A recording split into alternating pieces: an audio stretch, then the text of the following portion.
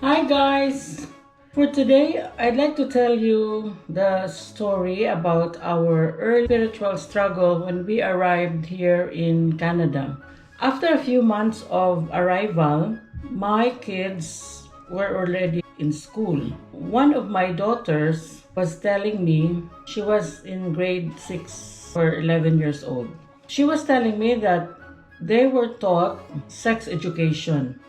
She compared the sex education that they had back in the Philippines. Back in the Philippines, they were just taught the reproductive system of female and of male.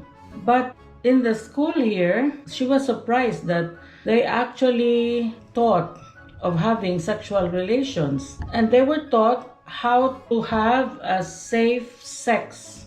That was the thrust of their education, to have safe sex. Safe in the sense that the sexual relations can avoid the result of pregnancy and also sexually transmitted infections. So here in Manitoba or in Winnipeg, their sex education fell under the physical education and health curriculum. And their curriculum, as regards sex education, addresses the major risk factors. The curriculum is geared towards teaching them the sexual behaviors that will prevent pregnancy and also that will prevent sexually transmitted diseases. So that is one of the thrust of their sex education. So the youth needed to know how to protect themselves from sexually transmitted diseases and also to avoid pregnancy. That is really wrong. As I got their sexual education, they already have that contraceptive mentality. Having sex for pleasure was a given, and that the students only have to have sexual behaviors that will result not in pregnancy and also sexually transmitted diseases. So they were taught how to apply condoms and other contraceptive mechanism. Like in their young age of 10 or 11 at that time, the implication was sex here is okay, even if you're just girlfriend or boyfriends. My nephews also reported to me that in their school, condoms were available in their clinics. And he was even telling me that there's available free juice also in the clinic. So what he will do is they will just go to the clinics and have the juice, but he can really see some of his classmates taking the free condoms. That was how it is here.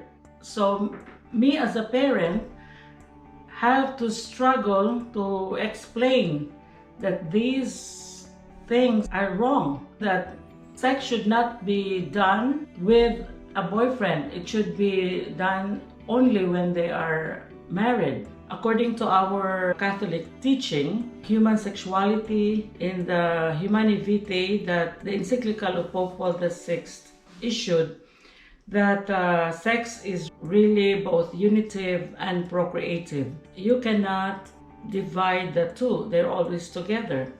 And it is wrong to only have sex for its pleasure and deny its procreative purpose. But the way the kids were taught, they are already on the wrong orientation. But based on their data here, they were happy because according to one research, it says that because of their distribution programs of the condoms, they have saved money, they said, for the expenses of treating sexually transmitted diseases and pregnancy and abortion. They wanted to save money, but then teaching the students to engage in a wrongful act. Why not just follow God's way? My other daughter was also relating to me that The teacher do acknowledge that abstinence was still the safest way. So they taught the children about they're okay to have sex, just using condoms or whatever contraceptive means. But then at the end, the teacher concluded that abstinence is still the safest. She was proposing abstinence for its practical reason that it's the best way to avoid sexually transmitted diseases, which is in the first place the right way. The youth should abstain from having sex because they're not supposed to have sex at that age because they're not married yet. What they're doing is actually defined as fornication. Fornication is sex outside marriage. And in the Bible, it is really clear that fornicators, adulterers cannot enter the kingdom of God. And that's really very clearly stated in the Bible. You do not have to interpret it theologically. So if they're promoting sex with just the boyfriends or girlfriends, that is fornication. In the statistics here in Manitoba, as to sexually transmitted infections, Manitoba is the capital of chlamydial infections in Canada. Chlamydial infections and teen pregnancy. That is really a bad thing. And then in Winnipeg, they're experiencing now a spike in syphilis infection. In 2017, there were 100 cases of syphilis. And in 2018, it became 400. And then 2019, we're now at 600 cases.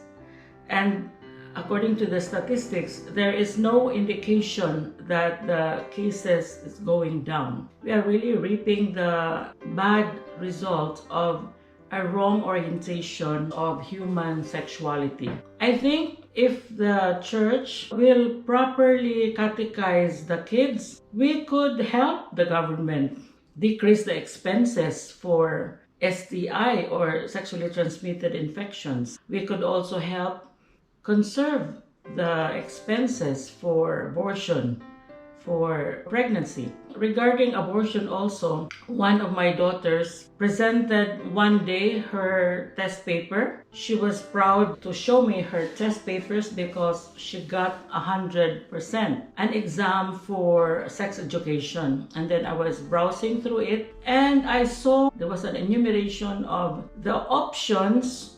The question was, what are the options if you get pregnant? And then one of the options there would be one, have the baby. And the second one was let the baby be born and put the baby up for adoption. And then third was abortion. I was really surprised that abortion was just one of the options, as if it is a regular option, then there's nothing wrong with it.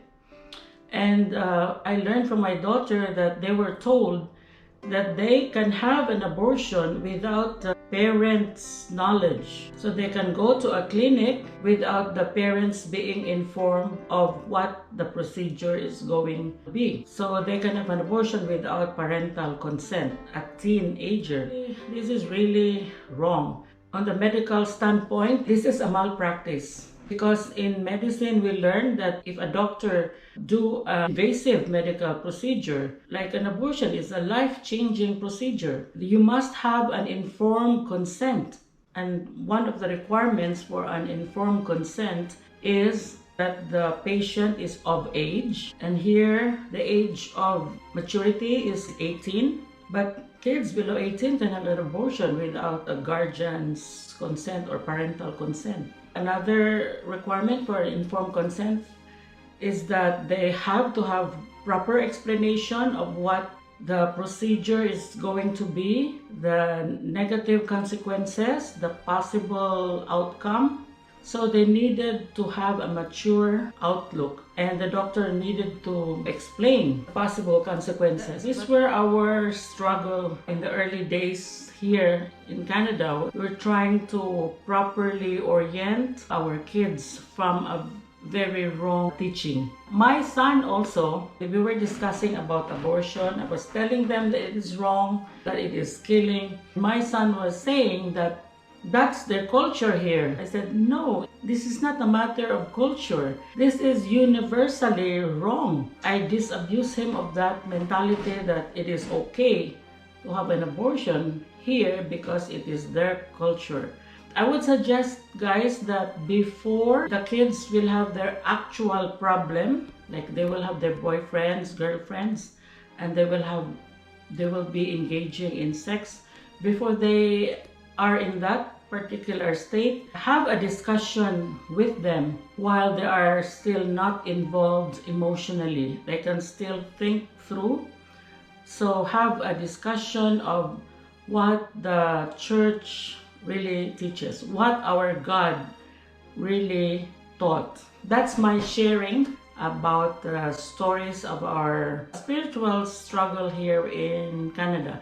I'm not saying that Canada is bad, because I'm sure the Philippines also is not far behind. This is the effect of worldwide contraceptive mentality. Okay guys, that's my sharing for today. Bye!